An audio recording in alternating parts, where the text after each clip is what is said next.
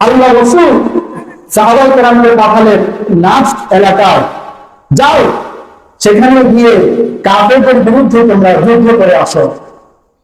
সাহাবায়ে কেরাম সে এলাকায় গিয়ে যুদ্ধ করে আসার সময় এক দাড়ি আসামি, বড় আসামি, হাজারো খুনের আসামি, নাম তার সুমামা, কি নাম? সুমামা, তাকে ধরে নিয়ে এসছে। আল্লাহ রাসূল বললেন, ঠিক আছে, মসজিদে নববীর পিলারের সাথে তাকে বেঁধে দাও। সাহাবায়ে কেরাম মসজিদে নববীর পিলারের সাথে তাকে বেঁধে দিলেন। আল্লাহর নবী যখন মসজিদে প্রথম যে নামাজ পড়তে আসলেন, নবীজি জিজ্ঞেস করলেন, সুমামা, তোমার কি অবস্থা? এটা হাদিস।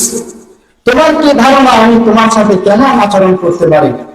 সুমামা একটা জবাব দিয়েছে, ইয়া রাসূলুল্লাহ, ইয়া হাবিবাল্লাহ, ইন কাতিলতা ইন তাকতুল, যদি আপনি আমাকে হত্যা করেন তবে একজন খুনি ব্যক্তিকে আপনি হত্যা করবেন, কারণ অসংখ্য মুসলিম নিধন আমি করেছি, অসংখ্য মুসলিমকে আমি হত্যা করেছি।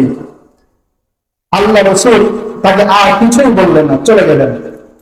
দ্বিতীয় দিন বিশ্বনবী এসে বললেন, হে সুমামা, আজকে বলো আমি তোমার সাথে কেমন আচরণ করতে পারি? সুমামা আগের কথাই বললেন, ইয়া রাসূলুল্লাহ, যদি আপনি আমাকে হত্যা করেন তবে একজন খুনি দাগী আসামিকে আপনি হত্যা করবেন, একজন ফ্যাসিস্টকে আপনি হত্যা করবেন। আল্লাহ নবী আর কিছুই বললেন না, চলে গেলেন। তৃতীয় দিন এশারের সময় কিংবা ফজরের সময় আল্লাহ নবী আসলেন, এসে জিজ্ঞেস করলেন, সুমামা, আজকে বলো তোমার কি অবস্থা? সুমামা সে আগের জবাব দিয়েছে, ইয়া রাসূলুল্লাহ, ইয়া হাবিবাল্লাহ, যদি আপনি আমাকে হত্যা করেন তাহলে একজন আসামিকে আপনি হত্যা করবেন, আপনি জুলুম করবেন না। তবে এটাও আমি আশা করি আপনি বহু অমুসলিমকে মাফ করে দিয়েছেন, এটাও আমি আশা করি আপনি আমাকে মাফ করে দিতে পারেন। সুবহানাল্লাহ। আল্লাহর নবী সাথে সাথে সাহাবীদেরকে বললেন, সাহাবীরা, সুমামার বাঁধন তোমরা আর এক সেকেন্ড দেরি করবে না, খুলে দাও।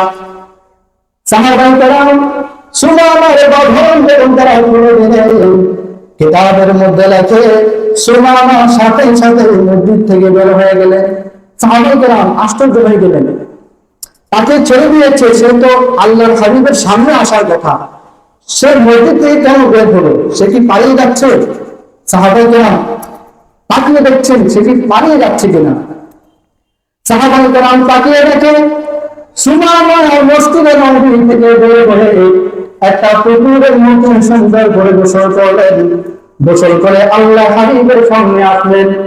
আল্লাহর নবীকে ডাক দিয়ে বললেন, ইয়া রাসূলুল্লাহ, ইয়া হাবিবাল্লাহ, হে নবী, হে আল্লাহর নবী, খোদার কসম করে বলি, আজকে 3 দিন পর্যন্ত মনে মনে আমি ভাবছিলাম আল্লাহর নবী হয়তো আমাকে মাফ করে দিতে পারে, কিন্তু আমি নিশ্চিত ছিলাম না আপনি আমাকে মাফ করবেন কিনা।